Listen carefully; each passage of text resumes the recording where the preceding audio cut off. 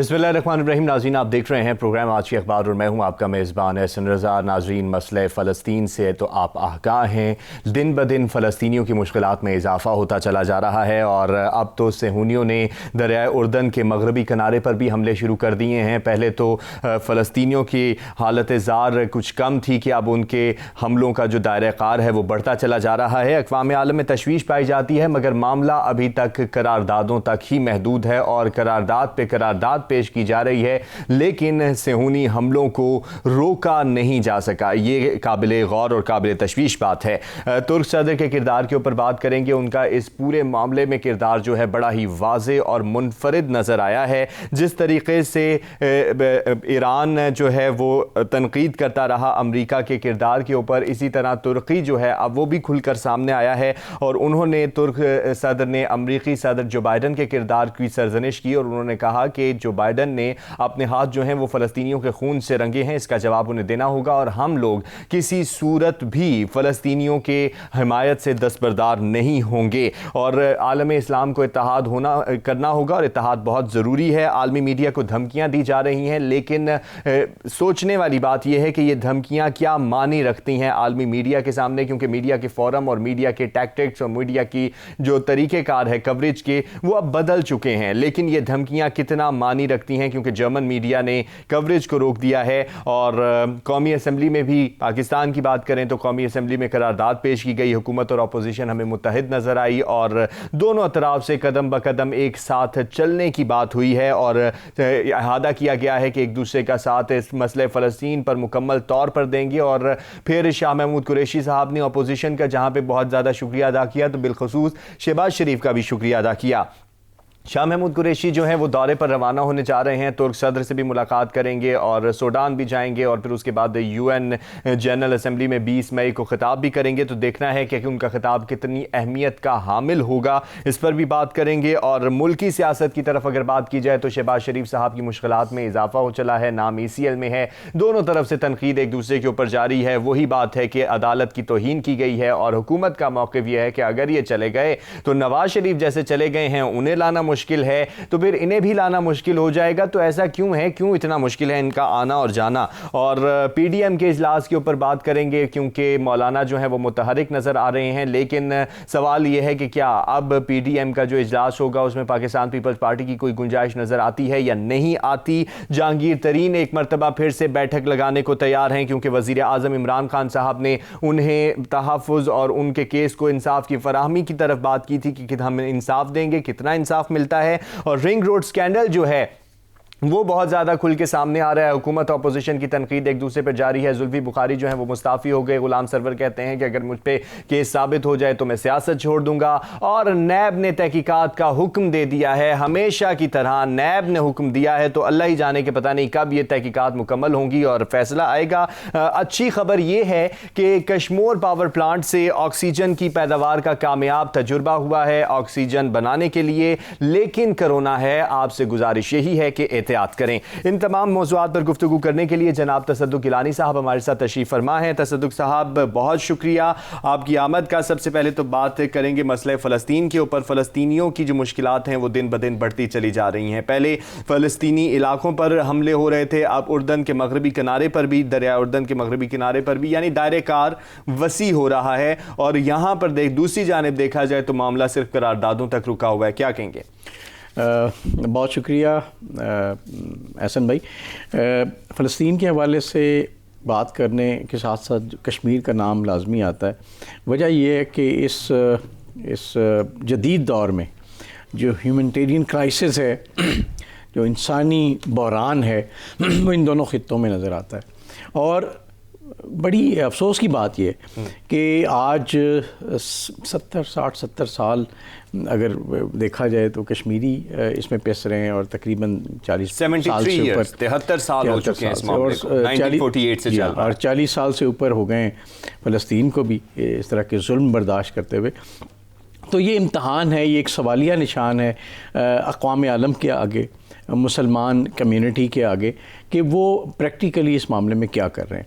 फ़लस्तीन की बात की जाए तो ये मामला तब शुरू हुआ जब रमज़ान की जो मुक़द्दस रातें हैं, इबादत के दौरान फ़लस्तीनियों पे इज़राइली फोर्सेस ने जुल्म किया और उस चिंगारी ने जब आग पकड़ी तो डेफ़िनेटली ना सिर्फ ये कि फ़लस्तीनियों की जानें उसमें ज़ाया हुई, बल्कि दूसरी तरफ भी एक शदीद गम और गुस्सा मुस्लिम कम्युनिटी में पाया गया।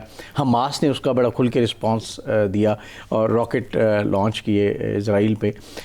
तो ये ऐसा क्राइसिस था जो छोटी सी बात से शुरू हुआ और इसराइली फोर्सेस की जो ज़्यादती और जुल्म था उससे शुरू हुआ और बढ़ते बढ़ते आखिरकार फ़लस्तीनियों की जो डेथ टॉल है वही बढ़ता रहा। तो मज़लूम इस वक्त पिस रहा है और हम लोग, चाहे आप हमारी बात करें या आलम इस्लाम की बात करें, हम लोग वही रवायती करारदादें पेश कर रहे हैं, उसी तरह रिक्वेस्ट कर रहे हैं अक़वाम आलम से भी और OIC से भी कि जी इसका कुछ करें, लेकिन अमली तौर पे कोई इक़दाम नहीं हो रहा। अभी आपने टर्किश प्रेसिडेंट की बात की, बड़ा खुल के बोलें और बड़ी अच्छी बात है, कहीं से उम्मीद की किरण नजर आई। वो तो हमेशा से अगर ओवरऑल इस मंसूबे देखा जाए फ़लस्तीन के खिलाफ जो इत्तेहाद इकट्ठा करने की कोशिश की जा रही है उस तरफ से और इस तरफ से मुसलमानों की तरफ से जो इत्तेहाद करने की कोशिश की जा रही है, क्योंकि दोनों तरफ से ब्लॉक आमने सामने हो गए हैं। फ्रांस ने खुलकर तायीद कर दी इसराइल की, इंडिया ने खुलकर तायीद कर दी इसराइल की और एक बहुत बड़ा वहाँ से भी ब्लॉक बन गया। इस तरफ से मुसलमानों के ब्लॉक बनने की भी ज़रूरत है और उसमें तुर्की ने, जहाँ ईरान खुलकर बातें कर रहा था वहाँ तुर्की भी खुलकर बातें कर रहा है। उन्होंने तो अपनी अफवाज भी उतारने की बात की है। बिल्कुल ठीक है। मैं ये बात कर रहा हूँ कि इसको ना मरहलावार अगर तरतीब दिया जाए, यानी टर्किश प्रेसिडेंट को सबसे पहले कोशिश करनी चाहिए, टर्की है या इजिप्ट है या जॉर्डन है जिनकी डिप्लोमेटिक टाइज़ हैं इज़राइल के साथ, पहले वो इस फोरम को इस्तेमाल करते हुए भरपूर अंदाज में इज़राइल के साथ ये मसला उठाएं और इवन अगर ये बात नहीं बनती तो बायलैटरल टाइज़ या डिप्लोमेटिक टाइज़ को सस्पेंड करें, क्योंकि पहले अमली इक़दाम ये हैं ना।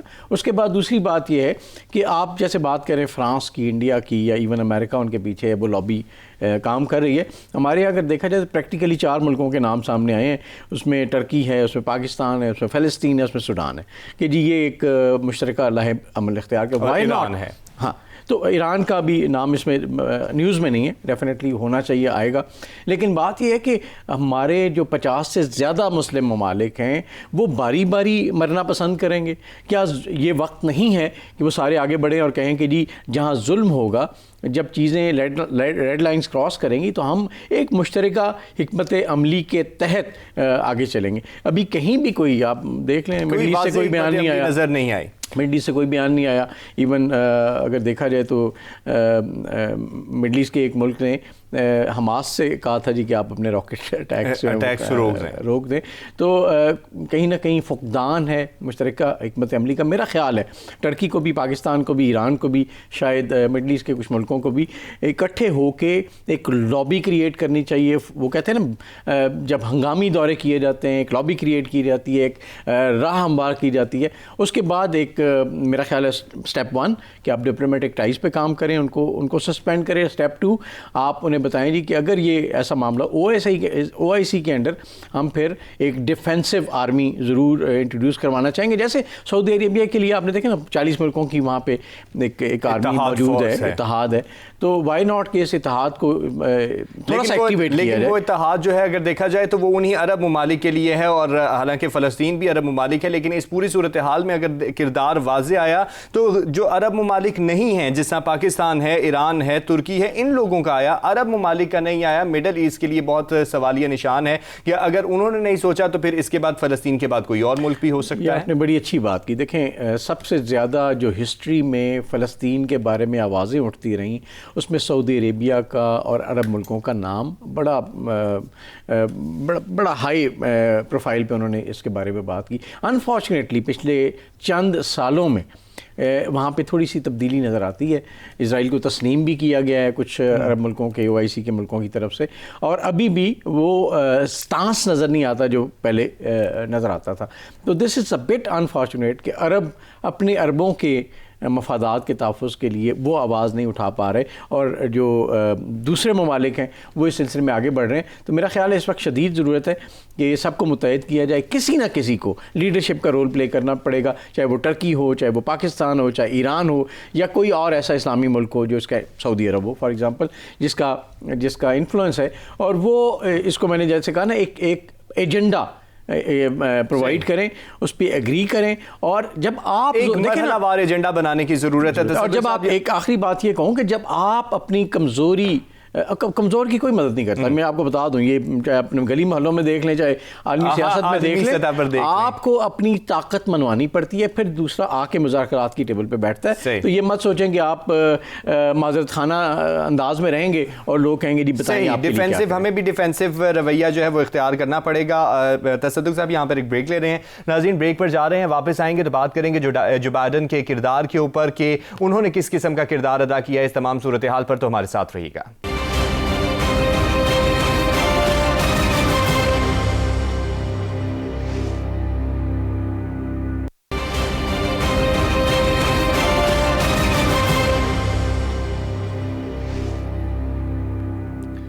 ویلکم بیک جی. مسئلہ فلسطین کے اوپر بات ہو رہی تھی اور عالمی جو ادارے ہیں اور ان کے کردار کے اوپر بھی بات ہو رہی تھی, اور جو ڈپلومیٹک ویوز ہیں اس کو چینج کرنے کی ضرورت ہے, ڈپلومیٹک اسٹریٹجی کی ضرورت ہے. تو تصدق صاحب بات کریں گے جو بائیڈن کے کردار کے اوپر. جیسے کہ آپ نے کہا کہ ترک کی جو ٹائز ہیں وہ جڑی ہیں, اس کو ڈپلومیٹک طور پہ انہوں نے ختم نہیں کیا, لیکن جو بھی ہے جارحانہ انداز ان کا نظر آیا ہے اوور آل. لیکن انہوں نے, ترک صدر نے امریکی صدر کی بھی سرزنش کی ہے کہ جو بائیڈن نے اپنے ہاتھ فلسطینیوں کے خون سے رنگے ہیں.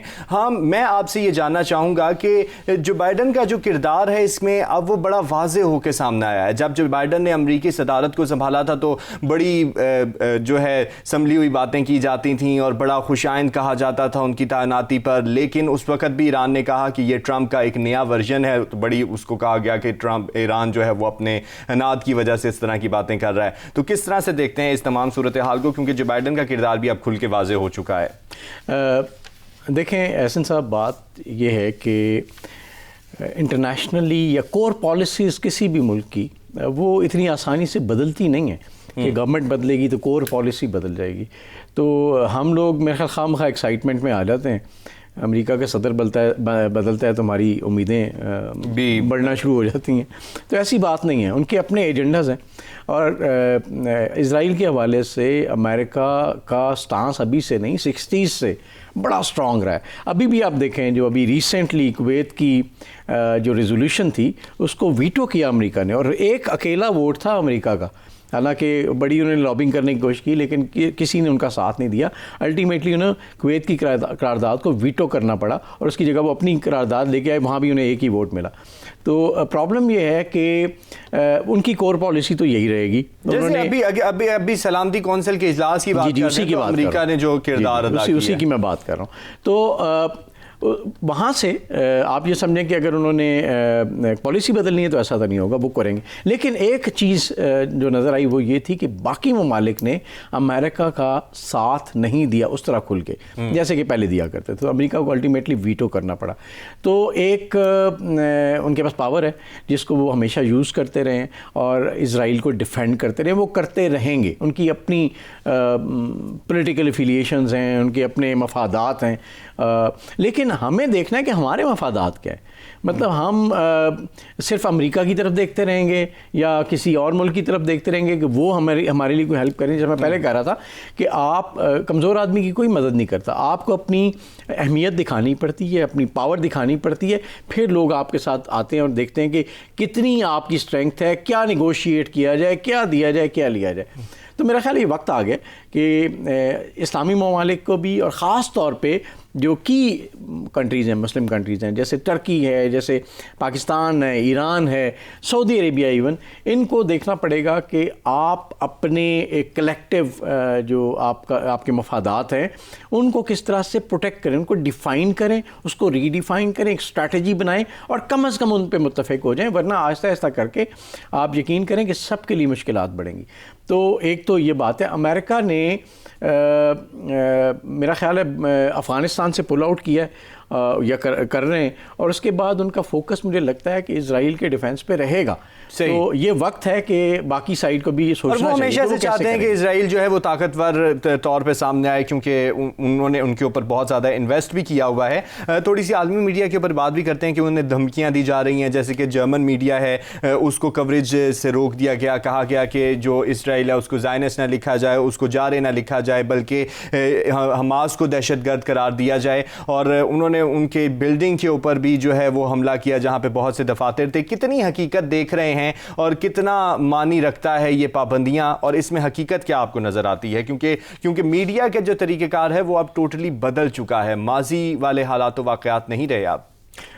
دیکھیں اگین جب طاقتور کی بات آتی ہے نا تو باقی لوگ شور مچاتے رہتے ہیں اور طاقتور اپنا کام کر جاتا ہے. اسرائیل نے ابھی تک, جیسے آپ کہہ رہے تھے نا کہ انہوں نے اپنا دائرہ کار وسیع کر دیا, مغربی کنارے تک انہوں نے اٹیکس لانچ کر دیے ہیں, میڈیا کی بلڈنگز کو گرایا ہے. بلکہ ابھی آپ دیکھیں تو یہاں پہ بات یہ ہو رہی ہے کہ میڈیا کے دفاتر پہ جو اسرائیلی حملہ ہے وہ جرم ہے یا نہیں, اس پہ اب بات ہوگی.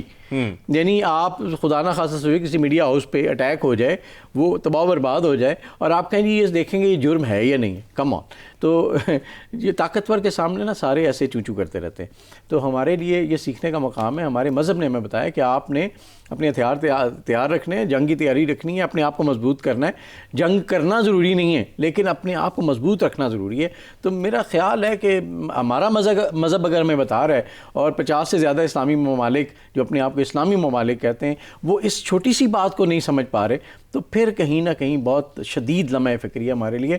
اب کہتے ہیں بلیسنگ ان ڈسگائز کہ ہمیں اکٹھے ہونا چاہیے اور کم از کم اپنے کی پیرامیٹرز پہ, اپنے ڈیفینسو سسٹم پہ بات کرنی چاہیے.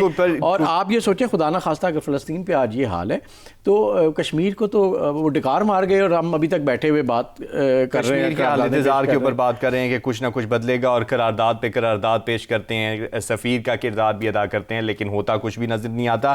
قومی اسمبلی میں قرارداد پیش کی گئی, پاکستان کا رخ کرتے ہیں انٹرنلی, تو پاکستان میں اپوزیشن اور حکومت جو ہے ایک پیج پر نظر آئی, بہت زیادہ متحد نظر آئی, قدم بقدم انہوں نے ساتھ دینے کی بات کی. اور دیکھا جائے تو شاہ محمود قریشی نے بھی اپوزیشن اور شہباز شریف صاحب کا بڑا شکریہ ادا کیا, اور شہباز شریف صاحب نے حالانکہ بہت جارح بیان دیا کہ فلسطین پر کشمیر کی جو قراردادیں تھیں وہ بھی ہم سلامتی کونسل میں دیتے رہے تو اس کو بھی ٹھکرا دیا. فلسطین پہ بھی قراردادوں کا سلسلہ ہے, تو اس پر حکومت کو سوچنا پڑے گا. جی ہاں, چلیں انٹرنلی کم از کم انہوں نے ایک دوسرے کے قریب تو آئے کسی بھی وجہ سے. خیر سمبولیکلی ایک اچھی چیز ہے کہ پاکستان نے فلسطینیوں کے ساتھ اپنی آواز کو شامل کیا ہے, اپنے قومی سطح کے ایک بڑے ادارے, سب سے بڑے ادارے کے تھرو ایک میسیج دیا ہے کہ ہم آپ کے ساتھ کھڑے ہیں.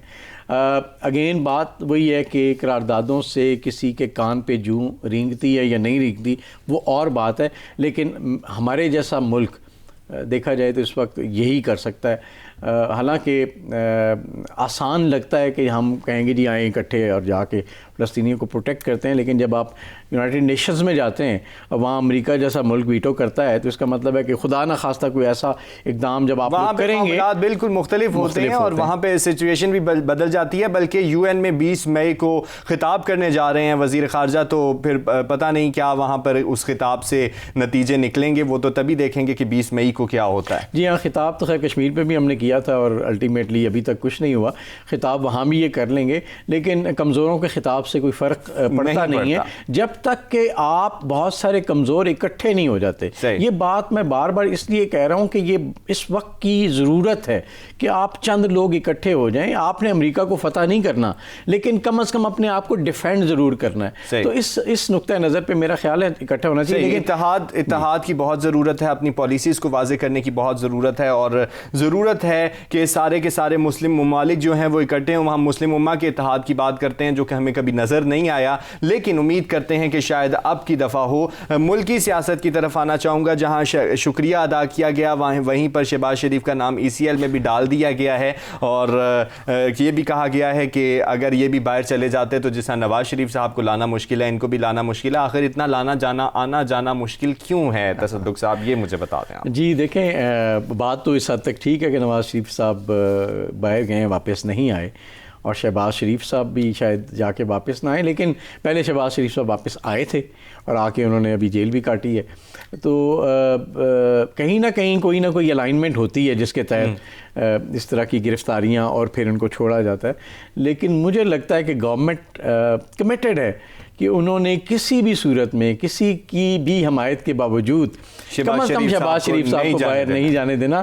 اب اس بات سے آگے پولیٹیکل سچویشن کیا بنتی ہے, گورنمنٹ کے لیے کیا مشکلات آتی ہیں, اپوزیشن کے لیے کیا مشکلات آتی ہیں, یہ دیکھنے والی بات ہے. دیکھیں اس وقت ملک کی جو صورتحال ہے اکنامک فرنٹ پہ 2-2.5 سال میں ہم نے کافی حد تک اپنا بیڑا غرق کر دیا اکنامک فرنٹ پہ, اور خدا نخواستہ اگر ہم اگلے چند مہینوں یا سالوں میں اپنا GDP 5+ نہیں کرتے تو ہماری اکانومی ایک بہت بڑے امتحان سے گزر سکتی ہے, جو گزر بھی رہی ہے, لیکن اور بڑا سویئر ایک ٹیسٹ ہو سکتا ہے.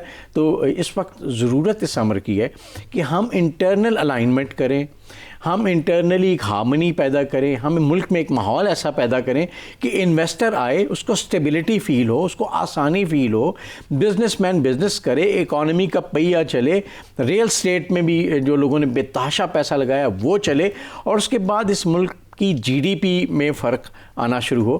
لیکن ابھی بھی لگتا ہے کہ گورنمنٹ بھی یا کسی حد تک اپوزیشن بھی وہ کمیٹڈ ہیں کہ وہ ایک دوسرے کی ذاتی مخالفت میں ملک کے جو معاملات ہیں یا ملک کے جو مفادات ہیں اور ان کو پیچھے رکھیں گے. دس is very unfortunate.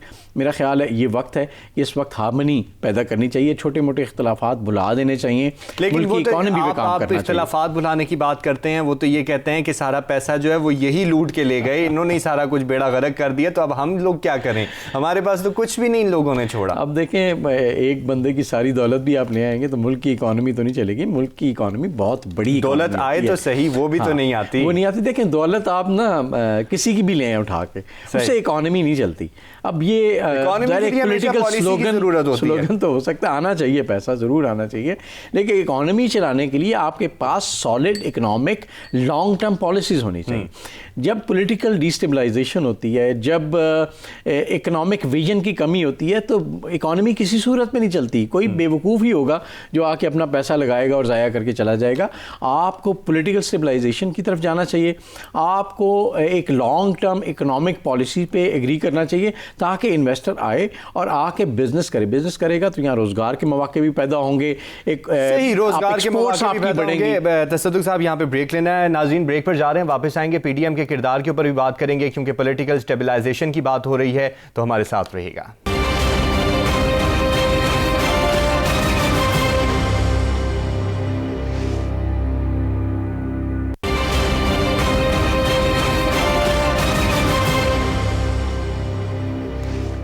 Welcome back جی. وقفے سے پہلے بات ہوئی شہباز شریف صاحب کے مشکلات میں اضافے کی, اور پولیٹیکل جو سٹیبلائزیشن ہے اس کی ضرورت ہے, بہت زیادہ ضرورت ہے. تصدق صاحب PDM کا اجلاس ہونے جا رہا ہے, PDM ایک مرتبہ پھر سے متحرک ہونے جا رہی ہے, کیا دیکھ رہے ہیں, کتنا مؤثر ثابت ہوگی اس مرتبہ PDM, کیونکہ ہمیشہ سے دیکھا مولانا آتے ہیں, مولانا جاتے ہیں, پھر وہ آتے ہیں, پھر وہ جاتے ہیں, اور یہی سلسلہ ہمیں نظر آ رہا ہے پوری سچویشن میں.